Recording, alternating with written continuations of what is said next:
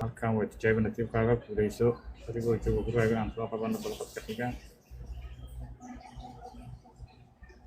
sidaa qabso lambar 9 iyo lambar 7 lambar 9 iyo lambar 7 sax soo maaha ay nasiib wacan waa kuma walaalkay guuleysta afaan noqday guuleysta dhamaystiran ayaa la doonayay lambarka 7 meesha ka aad wuxuu ku jiray lambarka 16aad lambar 9 iyo lambar 6 ku kala jiray waxaan qabsanayaa lambar 14 lambar 5 iyo